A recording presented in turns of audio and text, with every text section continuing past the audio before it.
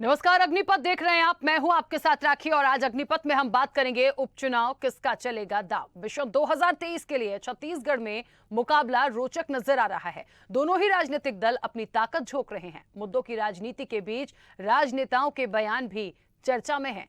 कभी कभी तो नेता ऐसे बयान दे देते हैं जो पद की गरिमा के विपरीत होता है और भावनाओं को ठेस भी पहुंचाता है। और ऐसा ही एक बयान भानु प्रतापपुर उपचुनाव की चुनावी सभा में पूर्व मुख्यमंत्री डॉक्टर रमन सिंह का सामने आया है, जिसमें उन्होंने मुख्यमंत्री भूपेश बघेल को लेकर मुसवा और शेर का उद्बोधन किया, जिस पर भूपेश बघेल ने इसे रमन सिंह की सामंती प्रवृत्ति बताया है। इतना ही नहीं, कैबिनेट मंत्री अमरजीत भगत ने तो यहां तक कह दिया कि दोनों को एक साथ खड़ा कर दिया जाए तो पता चल जाएगा कि कौन मोटा है और कितना माल खाया है। ऐसे में बड़ा सवाल कि क्या आरोप प्रत्यारोप के दौर में दिग्गज नेताओं के ये बयान राजनीतिक सुचिता के लिए क्या मायने रखते हैं? क्या नेताओं की नोकझोंक से ही प्रदेश की जनता का दिल जीता जाएगा? सवाल है कि इन बयानों से इतर वो मुद्दे जो सीधे जनता से जुड़े हैं, उनका क्या होगा? विस्तार से इस चर्चा को आगे बढ़ाएंगे। उससे पहले कुछ प्रतिक्रिया है, वो आपको सुनाते हैं।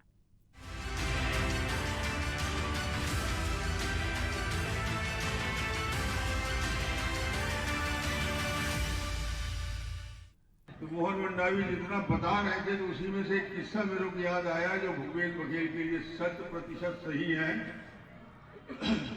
वो किस्सा है, एक साधु के पास एक चूहिया थी, मुसवा।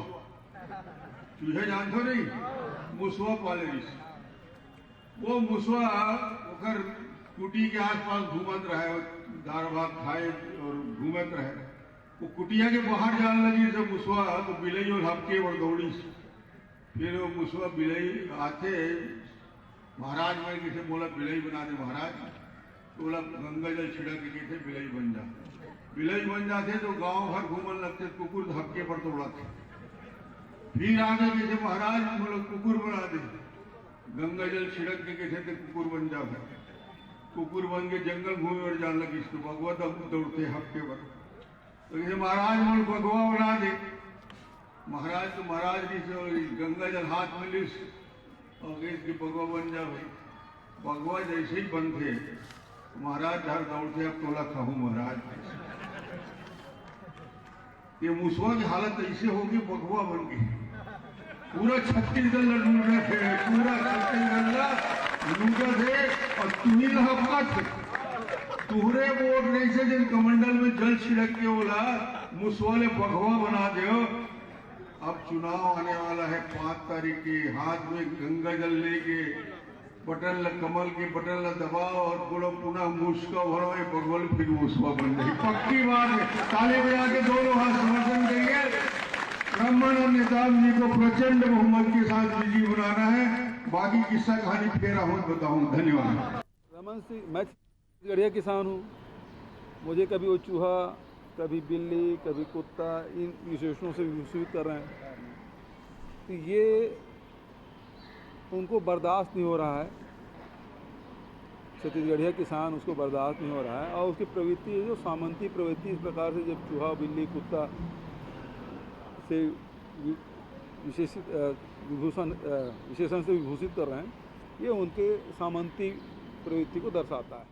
कि दोनों को खड़ा कर दिया जाए, किसको? माननीय मुख्यमंत्री भूपेश बघेल जी को और डॉक्टर रमन सिंह जी को। और आप लोग देख के बताएं कि कौन मोटा है, कौन ज़्यादा माल खाया है। स्पष्ट झलक जाएगा कि कौन माल खाया है।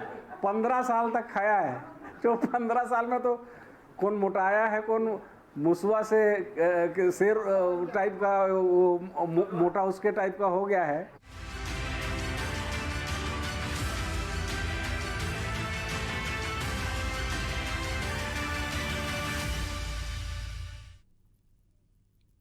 चलिए, तो उपचुनाव है, मुद्दे हैं, तमाम चीजें हैं और बयानों की बौछार या कह लीजिए बयानों के तीर वो भी साथ साथ चल रहे हैं और कहते कहते इतना कुछ कह जाते हैं कि पद की गरिमा भी भूल जाते हैं। खैर, क्या इन सब से ही जनता का दिल जीतेंगे? क्या इसी से जनता का भला होगा? खैर, ये एक बात है, लेकिन वाकई में जो तैयारियां हैं वो बड़ी जोर शोर से चल रही है। इस चर्चा को मैं आगे बढ़ाऊंगी। हमारे साथ मेहमान जुड़े हैं। सबसे पहले आपका परिचय करा दूं। छत्तीसगढ़ से कांग्रेस का पक्ष रखने के लिए धनंजय ठाकुर हमारे साथ जुड़े हैं। धनंजय जी, बहुत स्वागत। चर्चा में जुड़ने के लिए बीजेपी का पक्ष रखने के लिए डॉक्टर किरण बघेल हमारे साथ जुड़ी है। किरण जी, आपका भी बहुत स्वागत है। और वरिष्ठ पत्रकार बाबूलाल बाबूलाल शर्मा हमारे साथ जुड़े हैं। बाबूलाल शर्मा जी, आपका भी बहुत स्वागत है। चर्चा की शुरुआत बहुत जल्दी से, सबसे पहले धनंजय जी आपसे, इसलिए क्योंकि छत्तीसगढ़ में अभी फिलहाल की मैं बात करूं तो हाथ का साथ है और कांग्रेस की सरकार है। मुझे लगता है एक विश्वास जनता ने पहले जताया वो कितना बरकरार रहेगा, लेकिन इस बीच ये जो तमाम बातें आ रही हैं कि मुसवा है, शेर है और ना जाने बहुत सारी बातें, मुझे लगता है कि क्या इससे कोई बहुत प्रभाव पड़ेगा? इस तरह की बात करने का क्या मतलब है? और मुझे लगता है मुद्दों पर राजनीति हो, मुद्दों पर बात करें, मुद्दों जो होते हैं वो जनता की समस्याएं जो होती है उस पर बात करें, इन सब से क्या होगा? लेकिन ये तो सब तरफ से आ रहा है, ऐसा नहीं कि सिर्फ बीजेपी कर रही है, सब तरफ से आ रहा है। देखिए, आपने जो पहला सवाल पूछा, क्या सरकार के कामों को लेके हम विश्वस्त हैं और भानु प्रताप को भी तो प्रभाव पड़ेगा? तो निश्चित तौर पर आप देखेंगे मुख्यमंत्री भूपेश बघेल जी की सरकार बनने के बाद जो छत्तीसगढ़ के किसान, मजदूर, यहाँ की महिलाएं, यहाँ के युवा, यहाँ के व्यापारी वर्ग और यहाँ के संस्कृति के लिए जो काम किया गया है उसका ही प्रभाव है कि 4 साल में 4 उपचुनाव हुए हैं विधानसभा के। एक चित्रकूट में हुआ, एक दंतेवाड़ा में हुआ, एक खैरागढ़ में हुआ, एक मरवाही में हुआ। उस चारों उपचुनाव में उसके साथ में नगर निगम के चुनाव हुए, नगर पालिका के चुनाव हुए, नगर पंचायत के चुनाव हुए और जिला पंचायत के चुनाव हुए। उन सभी चुनावों में आप देखेंगे जनता ने कांग्रेस पार्टी के सिंबल पर मुहर लगाकर मुख्यमंत्री भूपेश बघेल जी की सरकार के कामों पर मुहर लगाई है, प्रमाण पत्र दिया है। और यही हताशा भारतीय जनता पार्टी के लिए है। कई बार आप देखेंगे भाजपा के जो बड़े नेता आते हैं प्रभारी बनकर या कोई केंद्रीय के नेता आते हैं, वो छत्तीसगढ़ में आते ही पहला कोई बात बोलते हैं तो ये कहते हैं कि मुख्यमंत्री भूपेश बघेल जी का किसान होना ही भाजपा के लिए चिंता का विषय है, भाजपा के लिए एक चुनौती है।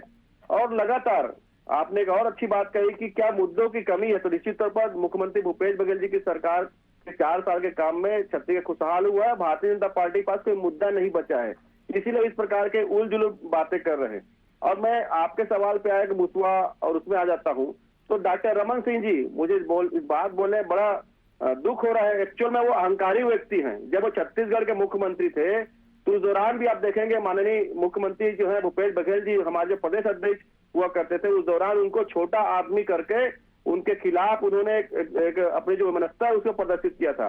आज मुख्यमंत्री भूपेश बघेल जी किसान पुत्र है, छत्तीसगढ़ के माटी पुत्र है, छत्तीसगढ़िया है, छत्तीसगढ़ मतारी की सेवा कर रहे हैं, यहाँ के किसानों की सेवा कर रहे हैं और भाजपा के पास मुद्दा नहीं है। तो फिर वही डॉक्टर रमन सिंह जी मुख्यमंत्री जी को बोलते हैं कि बुसवा और बघवा की बात करते हैं। मतलब समझ सकते हैं कि कितनी घृणा और कितनी नफरत भारतीय जनता पार्टी नेताओं की छत्तीसगढ़ियों के प्रति है। ठीक है, बोलता हूँ लेकिन धनंजय जी आपके कैबिनेट मंत्री भी कहाँ पीछे हैं? अमरजीत भगत भी कह रहे हैं दोनों को खड़ा करिए, फिर देखिए कौन असली मुसवा दिखता है। 15 साल जिसने खाया वो ज्यादा मोटा है और वो ज्यादा दिखेगा। क्या ये ठीक था? हंस के उन्होंने ये बयान दिया, पर मुझे लगता है कि कम कोई नहीं पड़ रहा। और ये बात सही है, ये बात सही है, जिसने ज्यादा खाया वो ज्यादा मोटा। क्रिया की प्रतिक्रिया होती है। आप अगर किसी को अशब्द कहेंगे तो निश्चित तौर पर उसकी प्रतिक्रिया होगी। शुरुआत किसने किया? हमारे मंत्री तो नहीं कहा किसी को मुसवा, उन्होंने जो बात कही उसका जवाब दिया। उसने जवाब दिया कि 15 साल का रमन शासन काल कमीशन को भ्रष्टाचार का पूरा गढ़ रहा छत्तीसगढ़ में। 36,000 करोड़ रुपए का नान घोटाला हुआ, इसमें गरीबों के चावल को खा गए पूरा, और पूरे चावल के घोटाले का पैसा कहाँ गया? कौन है मैडम सीएम, कौन है मैडम सर, और ऐश्वर्या रेसिडेंसी में कौन रहता है जिसको चावल का पैसा गया? और निश्चित तौर पर छत्तीसगढ़ में कहा जाता है अगर कोठी का धान खत्म हो जाता है तो घुस मुंह तक खा गया। ये छत्तीसगढ़ के सामान्य बोलचाल की भाषा में है कि धान का छिलका में बचा रहता है, चावल को वहां का चूहा खा जाता है। इसी पर अगर कहा है कि गरीबों के चावल को जो खा गए तो निश्चित तौर पर जिसको दोनों को खड़ा करेंगे समझ में आ जाएगा। और मैं तो कहता हूं ना, आपके पास मुद्दा पर राजनीति करिए। और रमन सिंह ही नहीं, भाजपा के हर नेता अहंकारी है। चाहे नरेंद्र मोदी जी की बात कर लूं, अमित शाह जी की बात कर लूं, किस प्रकार से बातें करते हैं लोग। 100 करोड़ का गर्लफ्रेंड है, विधवा की बात करते हैं। अगर सदन में कोई महिला सवाल जवाब करे तो उसकी तारका से उसकी तुलना करते हैं। तो इनका तो अहंकार है ना। अगर सरकार के पास, इनके पास मुद्दा नहीं है तो ये बदजुबानी करके अपमानित करने का काम करते हैं। ठीक है। और रमन सिंह जी भूल चलिए। मत, ये छत्तीसगढ़ का अपमान है। भूपेश बघेल जी छत्तीसगढ़ मुखिया है और रमन सिंह छत्तीसगढ़ का अपमान किया, उनको माफी मांगनी चाहिए। चलिए। इसके पहले इनके प्रभारी आते हैं नितिन नवीन जी, वो कहते हैं कि छत्तीसगढ़ मतारी की मूर्ति लगाने क्या हो सकता है, हम छत्तीसगढ़ बात की बात नहीं करेंगे। ठीक है। इतनी घृणा और नफरत क्यों भरी इनके मन में? मैंने इसलिए शुरुआत में कहा कि कोई कम नहीं है, कोई कम नहीं, सिर्फ बीजेपी नहीं कांग्रेस भी, चाहे इस दौरान बहुत सारे आपने देखे, चाहे स्मृति ईरानी की बात करूं, डी पुरंदेश्वरी की बात करूं, बहुत सारे लोग हैं, बहुत सारी बातें हो रही हैं। वो थूकने की कहते हैं बात बयानों करते के हैं, तीर जी। वो सब तरफ से आ रहे हैं, कोई कम नहीं पड़ रहा है। और ठीक है, लड़ना है, जीतना है तो करना होगा, लेकिन थोड़ा सा कभी कभी ज्यादा हो जाता है। पर ठीक है, शायद आदत सी हो गई है सुनने और देखने की। खैर किरण जी, मुझे लगता है बहुत सारी दोनों तरफ से बातें आई हैं और अभी कहा धनंजय जी ने कि क्रिया की प्रतिक्रिया तो होगी, आपने शुरुआत की है तो पलटवार तो वो करेंगे, लेकिन मुझे ऐसा लगता है कि ठीक है हो गया, लेकिन मुद्दे महत्वपूर्ण हैं, जनता की समस्याएं महत्वपूर्ण हैं। इस तरह से छींटाकशी करके या इस तरह से कटाक्ष करके या तंज मार के मुझे नहीं लगता कि बहुत ज्यादा कुछ होगा। मुद्दों पे बात होनी चाहिए। जी बिल्कुल राखी जी, मैं आपसे सहमत हूँ कि जनता ने इन्हें पूर्ण बहुमत से सत्ता में लाई, सरकार में लाई। अब सरकार का ये दायित्व था कि जनता से किए गए फैसलों पर अमल करे और उनसे किए गए वादों को निभाए, परंतु ठीक विपरीत छत्तीसगढ़ सरकार की सारी योजनाएं धरातल पर फेल होती नजर आ रही हैं। इनकी सारी योजनाएं कागज तक ही सीमित है। यही बात ये जो बोले थे every action has equal reaction, तो शुरुआत तो धनंजय जी आपके पार्टी वालों ने ही किया था। हमारी महिला प्रदेश प्रभारी थी जिसे आपके आदरणीय मुख्यमंत्री हंटर वाली कह के पुकार देते थे। हाल ही की घटना आपको याद दिलाती हूँ, आदरणीय सरोज पांडे जी ने अपने रोड पे एक वीडियो जारी की थी जिसमें आपके गृह मंत्री जी ने कुछ टीका टिप्पणी की थी। तो मुझे लगता है पद की महिमा और गरिमा दोनों को याद रखते हुए टीका टिप्पणी करे, मगर मर्यादित भाषा में रहे। इनके कवासी लखमा जी का भी बयान आता है, रोज की तुलना वो महिमा मालिनी की गालों से करते हैं। तो समय समय ये सत्ता का अहंकार है, सत्ता का नशा है जो कांग्रेसी नेताओं को पूरी तरह डुबो दिया है और ये अहंकार के चलते उलूल जुलूल बयान देने पे मजबूर हो जाते। यथार्थ में तो जनता का मोह इनसे भंग हो चुका है, चाहे युवा हो, महिलाएं हो, सरकारी कर्मचारी हो, किसान हो, सब इन पे आक्रोशित हैं। और मुझे लगता है बहुत देर सवेर जनता जाग चुकी है और आने वाले समय में भानु प्रतापपुर के चुनाव में भी इसका खामियाजा दिखेगा। इनको भुगतना पड़ेगा। किरण जी मुझे ये बताइए कि डॉक्टर रमन सिंह को, हाँ एक मिनट आ रही हूँ धनंजय जी, एक मिनट रुकिए। किरण जी मुझे ये बताइए कि मुद्दे महत्वपूर्ण बातें, आपने समर्थन किया मेरी बात का कि मुद्दों पर बात होनी चाहिए, जनता की समस्याओं पर बात होनी चाहिए। मुझे बताइए रमन सिंह को जरूरत ही क्या पड़ गई थी मुसवा, शेर और ना जाने क्या क्या बोलने की? अच्छा लगा भूपेश बघेल ने कहा वो मुझे इतना कुछ कहते रहते हैं, सामंती प्रवृत्ति की सोच है इसलिए इस तरह की बात करते हैं, इससे होना जाना कुछ नहीं है। और इतने सालों बाद जनता ने बदलाव करके आखिरकार कांग्रेस का साथ दिया ही ना। राखी जी अभी चुनावी समर है, चुनावी समर में ऐसे कुछ वाद विवाद, छोटे मोटे कुछ मानवीय भूल या कहे मानवीय कुछ टीका टिप्पणी हो जाती है। इसे हर वक्तव्य को एक राजनीतिक चश्मे से देखना, उसका आकलन करना मुझे नहीं लगता है कि ये ठीक है। हो सकता है कि चुनावी सभा में कुछ ऐसी परिस्थितियां बनी हो या ऐसा कुछ सहयोग बना हो जिससे वो कुछ एग्जाम्पल लेने पे मजबूर हो गए या जो अनायास उनके शब्द निकल जाएंगे। ठीक है, देखिए मैं एक बात बताऊं आपको, मैं किरण जी एक बात बोलूंगी यहाँ पर, ना बीजेपी हूँ मैं, ना कांग्रेस हूँ, एक जर्नलिस्ट हूँ, लेकिन मुझे ऐसा लगता है कि जिन शब्दों का इस्तेमाल किया गया है, ये भूपेश बघेल करते तब भी मेरे बयान यही होते कि आप शेर बोल रहे हैं, मुसवा बोल रहे हैं, कुकुर शब्द का भी इस्तेमाल किया है। मुझे लगता है बहुत अच्छे से हम सब जानते हैं इसका मतलब। तो कम से कम एक पद की गरिमा है, एक स्टेट के सीएम है वो, और हर पद की एक गरिमा होती है, उसका थोड़ा सा ध्यान रखें। राजनीति करना है, तंज कसना है, बहुत कुछ बोलिए, पर थोड़ा सा सोच समझ के। मैं सिर्फ एक बात मैंने कहा, यदि ये कांग्रेस की तरफ से होता मैं कांग्रेस के लिए भी कहती, पर ये ध्यान रखने वाली बात है, मुझे लगता है ये ध्यान रखना चाहिए। ऐसे तो अमरजीत भगत ने भी कहा कि 15 साल खाया तो सबसे ज्यादा मोटा कौन, लेकिन थोड़ा सा उन शब्दों से बचिए जो अमर्यादित होते हैं। ठीक है, एक मिनट धनंजय जी मैं वापस आऊंगी क्योंकि समय की भी देखिए अपनी सीमा होती है और तर्कों पे जल्दी से बात हो जाए, वरिष्ठ पत्रकार जो जुड़े उनका पक्ष आ जाए इस पे, फिर मैं आपके पास आ रही हूँ। बाबूलाल शर्मा जी, प्रतिक्रिया, सब कुछ सुन लिया, देख लिया, मुद्दों की बात होनी चाहिए, नहीं होनी चाहिए, और क्या क्या हो रहा है, क्या लग रहा है कि छत्तीसगढ़ में क्या ऐसे ही चुनाव लड़ा जाएगा? देखिए, ये पूरे देश की हालत है। जहाँ जहाँ चुनाव आते हैं वहाँ जबानें फिसलती हैं और भूल जरूर कुछ भी कह दिया जाता है। आपको मैं बताऊं, चुनाव में ही ऐसी भाषाएं आने लगती हैं। ये मुसवा शेर, ये मैं जहाँ तक समझ पाता हूँ डॉक्टर रमन सिंह के तासीर को, तो उनकी तासीर के विपरीत उन्होंने ये बयान दिया है। वो कभी ऐसी भाषा बोलते नहीं। कैसे उन्होंने ये भाषा कही और बिल्कुल गलत उदाहरण दिया है। उदाहरण देने के चक्कर में उनसे गलती हो गई। अब अगर वो भूपेश बघेल को आज के दिन मुसवा कहें या मुसवा शेर बन गया कहें, तो वो विपरीत जाएगा, उनकी पार्टी के खिलाफ जाएगा।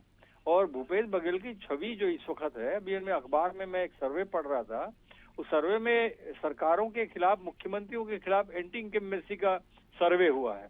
उस सर्वे में सबसे कम भूपेश बघेल को नहीं चाहने वाले लोग हैं छत्तीसगढ़ में, 6%, ओनली 6%। हिमाचल प्रदेश के मुख्यमंत्री से बहुत लोग नाराज हैं, अन्य जगहों पर भी बहुत नाराज, यहाँ तक योगी आदित्यनाथ से भी 41% लोग उनके राज्य में नाराज हैं। लेकिन छत्तीसगढ़ के सर्वे में दिया है कि 6% लोग जो हैं वो भूपेश बघेल से व्यक्तिगत रूप से मुख्यमंत्री के कारण नाराज हैं। तो ये जो बात है, अगर ऐसा है जनता के बीच, अगर ऐसा सर्वे सही हुआ है, तो वो लोग क्या लगेगा जो इनको अच्छा समझते हैं भूपेश बघेल को, उनको इसके बयान का क्या अर्थ समझ में आएगा, ये समझने वाली बात है। निश्चित रूप से जो है रमन सिंह ने अपने तासीर के खिलाफ ये बात की है, और ये बात मुझे लगता है कि वो चुनाव के झोंक में वो कह गए। और निश्चित रूप से जो है जबान और दिमाग जब एक साथ नहीं चलता है तब ऐसी बातें जबान से निकल जाती हैं। दिमाग और जबान अगर एक साथ नियंत्रित होकर चले, तो दिमाग से जब आदमी सोचता है तो सोच कर बोलता है। जब दिमाग अलग चलता है और जबान अलग चलती है और जोश होता है, उत्साह होता है, तो ऐसा लगता है कि जो मैं बोल रहा हूँ उससे जनता में उत्साह प्रकट हो जाएगा। और वहाँ कुछ तालियां भी बजी होंगी, इनके समर्थकों ने तालियां भी बजाई होंगी। उन तालियों का जो अर्थ वो समझते हैं नेता लोग, वो ये समझते हैं कि मेरी बात का समर्थन हुआ, जबकि उनके समर्थकों ने ताली बजाई। तो ये सब चीजें जो है चुनाव में छोटी छोटी बातें महत्व, लेकिन ये जो बयान है ये भूपेश बघेल के खिलाफ बोल करके उन्होंने अपना नुकसान किया पार्टी का। बिल्कुल ठीक है, कुछ कह रहे थे धनंजय जी, बोलिए। मैं किरण बघेल जी के जानकारी को दुरुस्त करना चाह रहा था। हमारी पार्टी के किसी भी नेता ने डी पुरंदेश्वरी जी को हंटर वाली बाई नहीं कहा है। आप समझिएगा किरण जी, पुरंदेश्वरी जी छत्तीसगढ़ आती हैं, एयरपोर्ट पर जब उनसे पत्रकार सवाल पूछते हैं कि भाजपा नेताओं को नियंत्रण कैसे करेंगे, तब पुरंदेश्वरी जी कहती है कि मैं हंटर वाली इकाई हूँ। तो स्वाभाविक बात है, खुद इस बात को कह रही है, हमारे किसी पार्टी ने निरूपित नहीं किया है। दूसरी बात, वही डी पुरंदेश्वरी जी छत्तीसगढ़ के बस्तर में जाकर कहती है कि भाजपा के कार्यकर्ता और नेता छत्तीसगढ़ की जनता की चुनी सरकार के ऊपर थूक देंगे तो सरकार बढ़ जाएगी। ये इस प्रकार से घिनौने बयानबाजी किया जाता है। आप कहां तक इस बात का समर्थन करेंगे, कहां तक सफाई देंगे? आपके सर्वोच्च नेता नरेंद्र मोदी जी वो कहते हैं कि 100 करोड़ का गर्लफ्रेंड है किसी के पास में, सदन में क्या बात करती है? मैं कहता हूँ मुद्दों पे बात करिए। आप छत्तीसगढ़ के लोगों को अपमानित करना बंद कर दीजिए। आपके पास छत्तीसगढ़ में मुद्दा नहीं है, आप लोगों के पास जाइए, हाथ जोड़ के मांगिए कि हमको वोट दे दीजिए। लेकिन ऐसा छत्तीसगढ़ के किसान पुत्र को, छत्तीसगढ़ माटी पुत्र को, भूपेश बघेल जी को अपमानित मत करिए। आप बोल रहे हैं कि मुसवा किसको बोल रहे हैं? प्रदेश के 2 करोड़ 90 लाख जनता का नेतृत्व करते हैं भूपेश बघेल जी, उसको रमन सिंह जी मुसवा बोल रहे हैं। और क्या बताना चाहते हैं? ये उनका सामंती सोच है, उनका अहंकारी सोच है। और अभी नहीं, जब वो मुख्यमंत्री थे रमन सिंह जी, तो भी इस प्रकार के मिसबिहेव किए थे भूपेश बघेल जी के साथ, उनको छोटा आदमी बताए हुए थे। मतलब छत्तीसगढ़ का किसान अगर मुख्यमंत्री बन गया है, ये भाजपा नेताओं को पच नहीं रहा है। मतलब छत्तीसगढ़ के किसान, छत्तीसगढ़ के माटी पुत्र को हमेशा छोटा आदमी बताएंगे, हमेशा उनको जलील करेंगे, उनको अपमानित करेंगे। धनंजय जी, इन सबके बीच क्योंकि भानु प्रतापपुर का जो उपचुनाव है, देखिए मैंने पहले ही कहा, तंज करिए, कुछ भी करिए, थोड़ी सी शब्दों की जो शब्दों का इस्तेमाल होता है वो तो कम से कम करिए, क्योंकि ये तो हो गया है। देखिए कोई भी राजनीतिक दल हो, कौन कटाक्ष नहीं करता, कौन तंज नहीं करता, सब करते हैं। सब लोग ऐसा बोल देते हैं जो अच्छा नहीं लगता। कटाक्ष करना और गाली देना, मैंने वही बोला, इसीलिए मैंने बोला बस थोड़ा सा शब्दों का इस्तेमाल सही किया होता तो शायद ये चीज नहीं होती। इस चीज को तो मैंने भी बोला है। अच्छा एक बात और है, ये उपचुनाव की पहला अवसर नहीं है। उपचुनाव का मेरा एक सवाल है छोटा सा, धनंजय जी 1 मिनट, बहुत महत्वपूर्ण सवाल है। उपचुनाव जो भानु प्रतापपुर का है, और जिस तरह से खबरें हैं कि करीब 48 आदिवासी विधायक जो हैं वो अपना अलग से, कांग्रेस से जो नाखुश हुए हैं वो अलग से अपने अपने क्षेत्रों में प्रत्याशी उतारने की बात कर रहे हैं। उसमें से कुछ लोगों ने तो नामांकन भी भर दिया है। क्या हो गया ऐसा, अचानक से क्या हो गया ऐसा भानु प्रतापपुर में कि इतनी नाराजगी हो गई है अपने ही लोगों से? एक मिनट, आपके सवाल में कुछ त्रुटि है। वो आदिवासी विधायक में से कांग्रेस के कह रहे हैं, कुछ समझ में नहीं आया। नहीं, कुछ देखिए, सवाल में त्रुटि है आपकी। कांग्रेस से नाखुश कुछ ऐसे आदिवासी विधायकों ने अपने अपने क्षेत्रों में, जो विधायक होंगे उन्होंने अपने अपने, जो नाखुश होंगे या जिनकी नहीं बनती होगी, वहां से जो कैंडिडेट्स हैं वो अपने अपने क्षेत्रों के लिए अलग से उतारने की बात कर रहे हैं, पार्टी की तरफ से नहीं, क्योंकि वो नाराज हैं। उनके लिए क्या? नहीं, एक्चुअल में आपका सवाल मैं बता रहा हूँ। एक्चुअल ये है कि सर्व आदिवासी समाज जो है कुछ जगहों पर, कुछ गांवों में अपने कैंडिडेट उतारे हैं। वो कोई विधायक नहीं उतारे, वो सर्व आदिवासी समाज है। थोड़ा सवाल आप वो कर लीजिएगा, उसका जवाब देना चाहूंगा। छत्तीसगढ़ में लोकतंत्र प्रभावी है और हम लोकतंत्र के समर्थक भी है, लोकतंत्र के जननी भी हमारी पार्टी है और लोकतंत्र में हम विश्वास भी करते हैं। तो निश्चित तौर पर लोकतंत्र के आधार पर सबको चुनाव लड़ने का अधिकार है, अपने विचार रखने का अधिकार है। इसी राज्य में आप देखेंगे, जब रमन सिंह जी मुख्यमंत्री थे तो अंतागढ़ का विधानसभा का चुनाव हुआ था और रमन सिंह को पता था कि उस चुनाव में उनकी बहुत करारी हार होने वाली है। तो कांग्रेस के जो प्रत्याशी थे उसको डरा धमका कर खरीद फरोख्त किया गया था। उसके अलावा वहां निर्दलीय प्रत्याशी थे करीब 11 और 12, उनके कंधों पर बंदूक रखकर उनका नाम वापस लिया गया था। ये घटना यहीं पे हुई उपचुनाव में। हमारी सरकार लोकतंत्र की जननी सरकार है, लोकतंत्र पर विश्वास करती है। हमने सबको कहा है जिसको अपनी विचारधारा रखी जनता पे चुनाव लड़े, इसमें एतराज की क्या बात है। और सर्ववादी समाज के प्रत्याशी है, वो कोई कांग्रेस के विधायकों के द्वारा नहीं उतारा गया है। ठीक है, चलिए जो भी हैं, लेकिन एक अच्छा खासा वोट बैंक होता है और इलेक्शन महत्वपूर्ण है। भानु प्रतापपुर का भी और पूरे छत्तीसगढ़ की भी मैं बात करूं महत्वपूर्ण है, क्योंकि दोनों की ही साख का सवाल है। खैर, आगे क्या होगा, समय हो गया। आप सभी मेहमानों का बहुत शुक्रिया इस चर्चा में जुड़ने के लिए। तो देखिए, सीधी सी बात है, उपचुनाव किसका चलेगा दाव, और महत्वपूर्ण बात है। एक बात तो समझ में आ गई है कि ये जो भी बोलते हैं, क्या इस नोक झोंक से जनता की समस्याएं हल होंगी? लगता तो नहीं है, क्योंकि मुद्दों पर बात करनी चाहिए। बाकी जो भी आपको करना है करिए, अमर्यादित शब्दों का इस्तेमाल ना करें तो बेहतर होगा। फिलहाल चर्चा में इतना ही, दीजिए इजाजत, नमस्कार।